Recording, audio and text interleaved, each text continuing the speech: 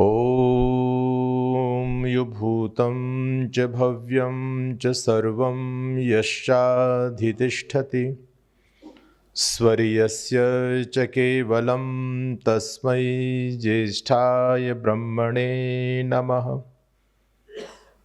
अभयं मित्रात् अभयम् अमित्रात् अभयं ज्ञातादभयं परोक्षात् अभयं नक्तमभयं दिवानः सर्वा आशा मम मित्रं भवन्तु।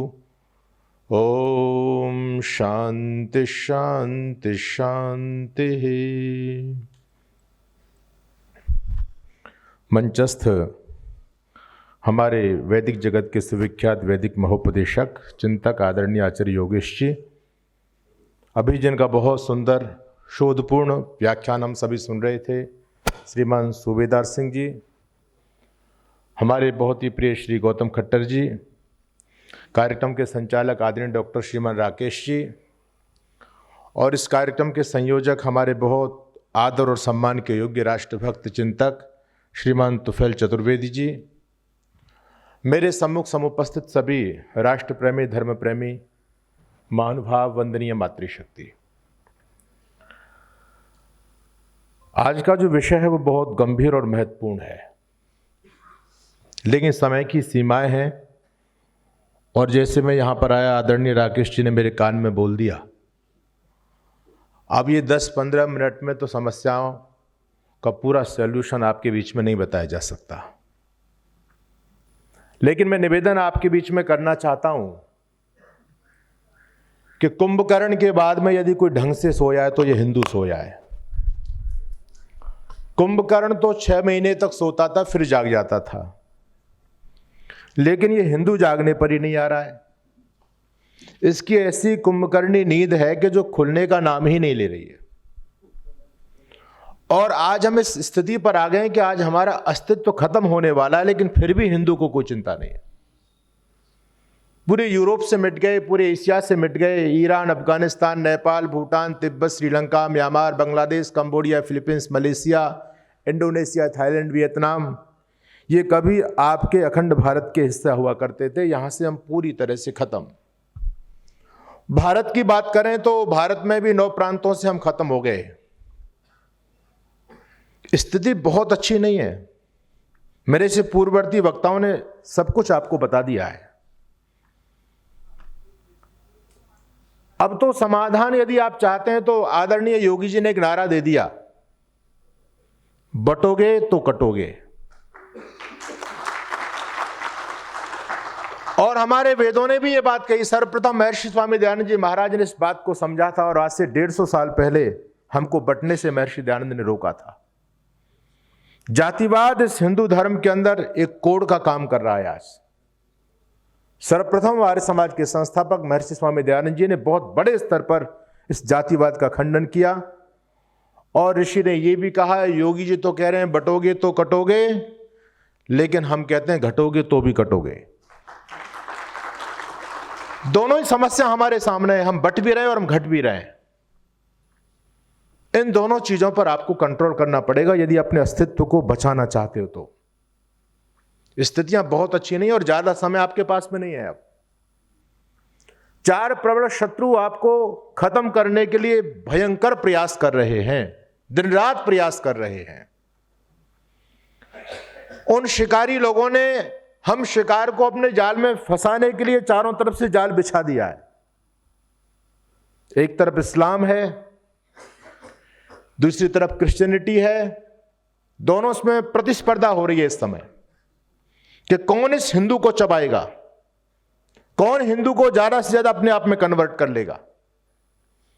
तीसरी तरफ वामपंथ विचारधारा, ये इनके भी बाप हैं। ये नाम से आपको लगता है मार्कंडे काटजू पंडित जी होंगे, लेकिन वो व्यक्ति कहता है गाय और गधे में कोई फर्क नहीं है। हम जैसे बकरा का मीट खाते हैं, मछली का मीट खाते हैं, वैसे गाय का खाते हैं। आप उनको हिंदू मान करके बैठे हुए हैं। और जो हमारा चौथा शत्रु है वह है सेकुलरिज्म, आज भी इस देश में जयचंदों की कमी नहीं है। तो बंधुओं, स्थितियां बहुत भयानक है। अब आपको करना क्या है? हमारे आदरणीय अभी सूबेदार जी बहुत अच्छी बात कह रहे थे। देखो, हमको खत्म करने के लिए ये योजना आज की नहीं बनी, ये योजना बहुत लंबे समय पहले बना दी गई थी। आज हमारे सामने सबसे बड़ी समस्या आ रही है, वो वैचारिक प्रहार की आ रही है। शस्त्र और शास्त्र दो प्रकार की जंग होती है, लड़ाई होती है। शस्त्र की लड़ाई का दौर अब जा चुका है। आजकल शास्त्र की लड़ाई का दौर चल रहा है। हम विधर्मियों के सामने खड़े ना हो पाए, इसके लिए उन लोगों ने हमारे धर्म ग्रंथों में, ऐतिहासिक ग्रंथों में बहुत बड़ा पैमाने पर मिलावट की और हमको आपस में बांट दिया। जिस क्षेपक की बात हमारे आदरणीय सूबेदार जी आपके बीच में कर रहे थे, रामायण पढ़िएगा। शंभुक ऋषि की झूठी कहानी जोड़ी गई और कहानी का परिणाम आज आपके सामने है। लिखा वहां कि भगवान राम के राज्य में एक ब्राह्मण पुत्र की मृत्यु हुई और वो ब्राह्मण फरियाद लेकर के राजा राम के पास में जब पहुंचे तो उन्होंने कहा, महाराज, अगर राजा पाप करेगा तभी ब्राह्मण कुमार की मौत हो सकती है। अब राजा के पाप से ब्राह्मण के मरने का क्या मतलब? लेकिन यहां से विनाश के बीज बोए जा रहे हैं। इसका मतलब आप पाप करते हैं। प्रभु श्री राम ने कहा कि मैं तो पाप नहीं करता। बोले, आप पाप नहीं करते तो आपकी प्रजा में पाप होता है। भगवान राम ने कहा, मेरी प्रजा तो सारी ऐसी है जो बिना यज्ञ और संध्या किए भोजन भी नहीं करती। आप पाप की बात करते हैं। लेकिन वो कहता है ब्राह्मण के, नहीं नहीं, पाप हो रहा है आपके राज्य में, आपकी प्रजा पाप करती है। तो भगवान राम ने कहा, जरा परिभाषित कीजिए किस प्रकार का पाप हो सकता है। तो अब देखो, अब हमको बांटने के लिए, काटने के लिए कितनी भयंकर योजना चली और ब्राह्मण के द्वारा कहलवाई गई ये बात कि महाराज, ऐसा हो सकता है कि आपके राज्य में कोई शूद्र, कोई दलित तपस्या कर रहा होगा, क्योंकि शूद्र और दलितों को तपस्या, भक्ति, पूजन, भजन करने का कोई अधिकार नहीं है।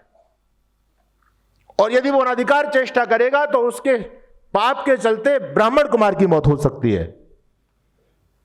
कितना भयंकर जहर घोला गया। ब्राह्मणों को टारगेट बनाया, इसलिए तो वो लोग कह रहे हैं ब्राह्मणों भारत छोड़ो। अब भगवान राम ने अपना रथ लिया और पूरे राज्य का निरीक्षण परीक्षण किया तो जंगल के अंदर एक व्यक्ति तपस्या में लीन है। भगवान राम ने पूछा, तुम कौन हो? कहता, मैं शंभुक हूं। किस जाति को? दलित हूं, शूद्र हूं। अरे, तुम दलित और शूद्रों को तो भक्ति भजन तपस्या करने का अधिकार नहीं है, तुमको अधिकार किसने दे दिया? और तुमने अनधिकार चेष्टा की, जो उस पाप के चलते मेरे राज्य में ब्राह्मण कुमार की मौत हो गई। भगवान राम ने लेकर के धनुष उसकी गर्दन को उड़ा दिया, मार दिया उसको। ये झूठी कहानी, बेकार की कहानी जोड़ी गई। और किस लिए? उस समय जोड़ी गई। आज इसका परिणाम देखिए आपके उत्तर प्रदेश के अंदर, और उत्तर प्रदेश के अंदर नहीं, पूरे भारत में जहां जहां जो अपने आप को दलित कहते हैं, कुछ लोगों को छोड़ दो, प्राय उनके एक हाथ में भगवान राम का चित्र होता है और दूसरे हाथ में जूता होता है। भगवान राम के चित्र में जूते मारते हुए कहते हैं, राम नहीं हत्यारा है, शंभुक ऋषि को मारा है। हमारा राम से कोई मतलब नहीं है, हम राम को नहीं मानते, क्योंकि राम हमारे विरोधी थे। जातिवाद कैसा जहर घोला गया समाज के अंदर हमको बांटने के लिए, लेकिन कोई इस पर चिंतन करने के लिए तैयार नहीं है। आज तो लोग बोलने लग गए हैं। मैं धन्यवाद करता हूं बागेश्वर धाम सरकार का, और आज हमारे सनातनी संत जागृत हुए हैं, ये सुकून की बात है। लेकिन महानुभाव महर्षि दयानंद जी महाराज ने, आर्य समाज ने सबसे पहले कुठाराघात किया इस पर। ऋषि दयानंद जानते थे जब तक जातिवाद नहीं मिटेगा हिंदू कभी सबल नहीं हो सकता। हमको आपस में बांटा जा रहा है, कोई राम से दूर हो रहा है। मैं राजस्थान के अंदर गया, चुरू जिले में शिव मंदिर में मेरा कार्यक्रम। मैंने लोगों से कहा कि भाई ज्यादा से ज्यादा उपस्थित करो लोगों को। लोग जब गांव में गए, उस गांव में कुंभकार जाति के भाई बंधु रहते थे। आजकल हर जाति अपना कोई ना कोई टाइटल लगाती है। हमारे कुम्हार भाई लिखते हैं प्रजापति नाम के आगे।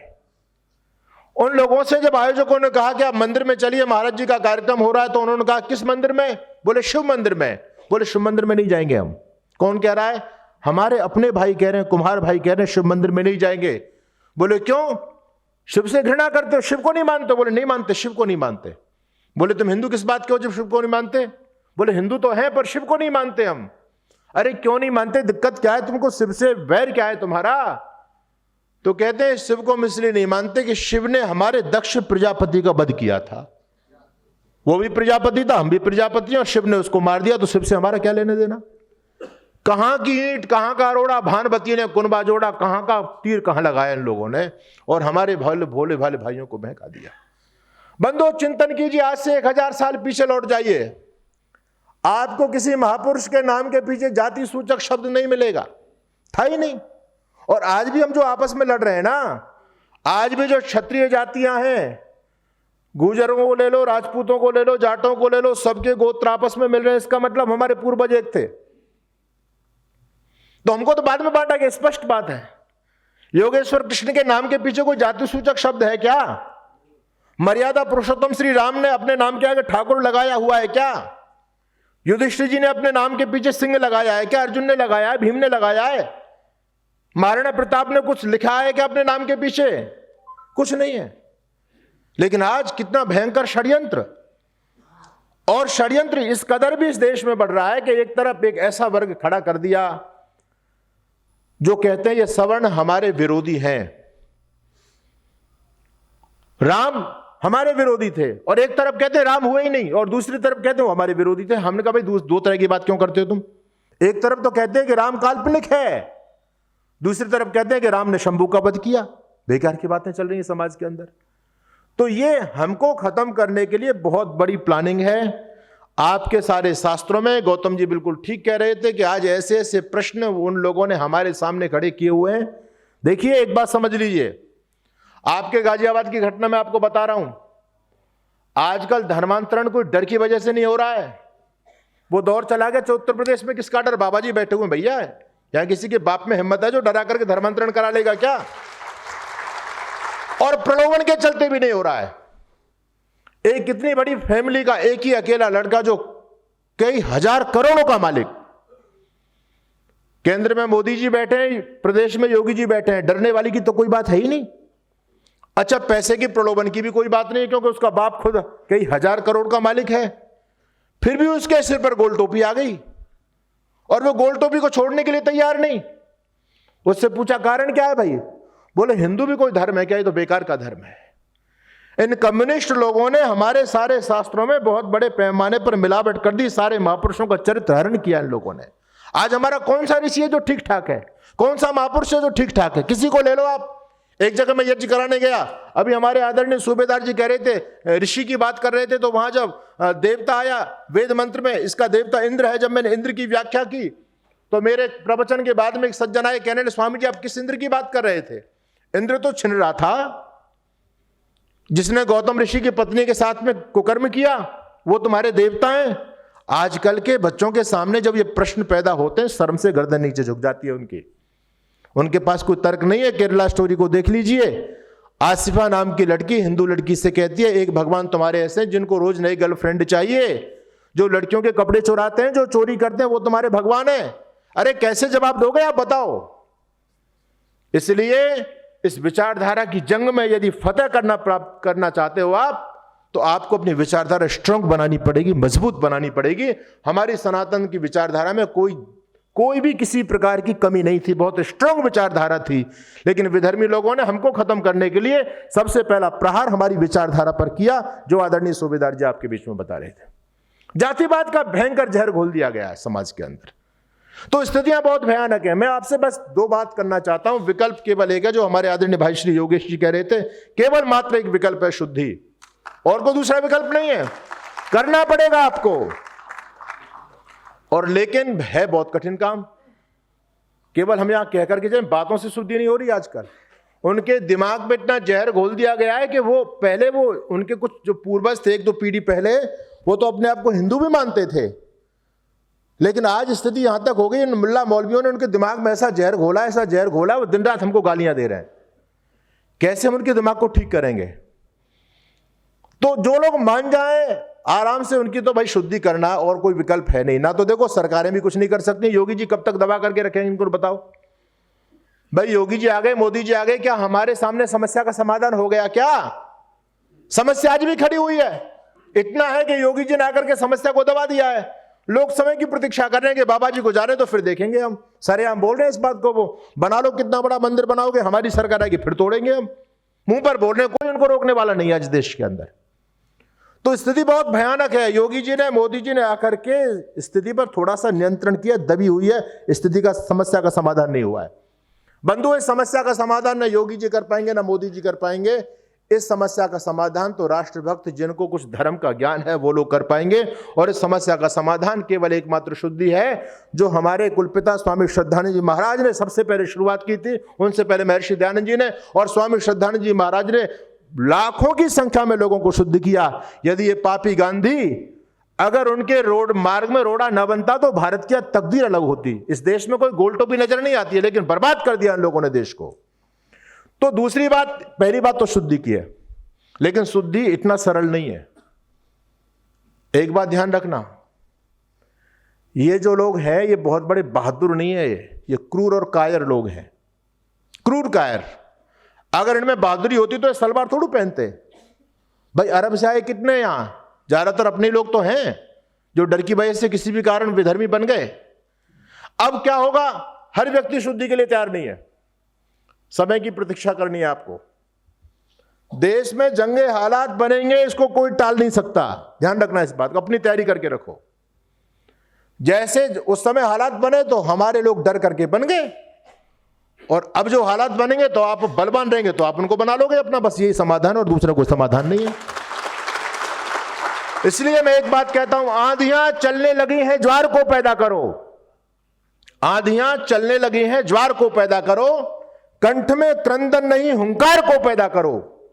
फिर से अब सजने लगी कुरुक्षेत्र समर भूमिका, फिर से अब सजने लगी कुरुक्षेत्र समर भूमिका। पार्थ तुम गांडीव में टंकार को पैदा करो। आपका बहुत बहुत धन्यवाद। ओम।